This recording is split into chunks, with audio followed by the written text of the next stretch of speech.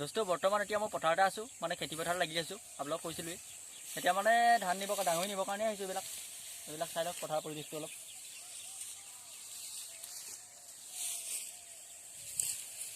পথাৰৰ পৰিৱেশটো চাই লওক কিমান মানে ধুনীয়া হৈছে। চবেই খেতি পথাৰত লগত লাগি আছে, মানে খেতি কেনেকৈ চপাওঁ।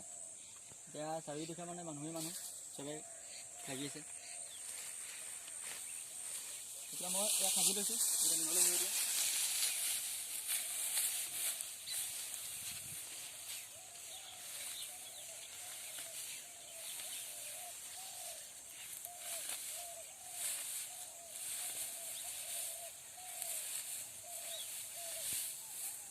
সেইটো ডাঙৰটো মানে হেৰি কৰিছোঁ।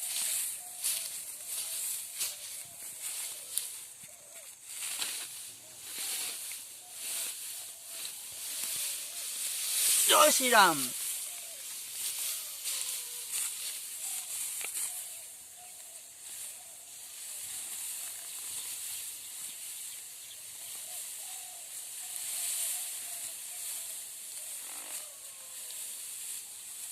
দোস্ত ইয়াত ডাঙৰি ল'লোঁ, ডাঙৰি দুটা বিয়ে খাজিলোঁ, খাজি পেলাই ইয়াৰ মানে এয়া বৰা ধান দেখিবলৈ পাইছে। মানে বৰা ধানৰ ডাঙৰি হয় আৰু মানে বহুত নিয়া হ'ল।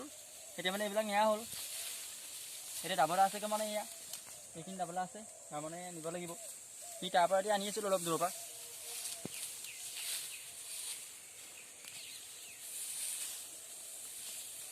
এতিয়া ব'লক ঘৰলৈ লৈ যাওঁ। ইয়াত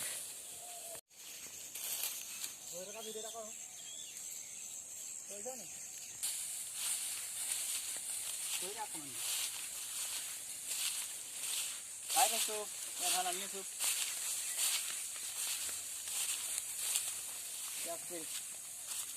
কৰিলোঁ খাই আছোঁ।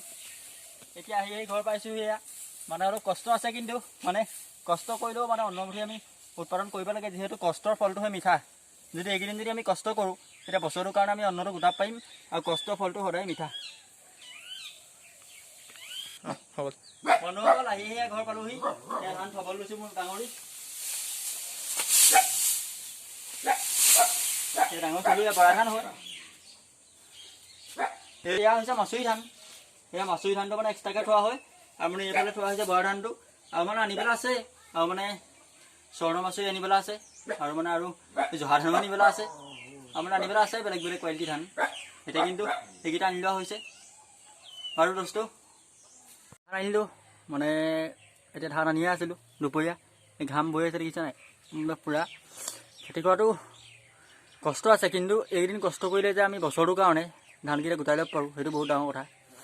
মানে সেইকেইদিন কষ্ট কৰিলে বছৰটোৰ কাৰণে অন্নমুঠি গোটাব পৰা হয়, আৰু অন্নমুঠিটো খুবেই লাগতিয়াল। আৰু এতিয়া ধান আনিছোঁ, আমাৰ কিমান ধান আনিছোঁ দেখাইছোঁ ৰ'ব। ডাঙৰিবিলাক দোস্ত, এইবিলাক মানে ডাঙৰি অনা হৈছে। ডাঙৰি আনি থোৱা হ'ল ঘৰত, আৰু আনিবলৈ আছে, মানে আৰু বহুতেই আনিবলৈ আছে। এনেকুৱা দুখিনি আনিবলৈ, এনেকুৱা মানে বহুত আনিবলৈ আছে।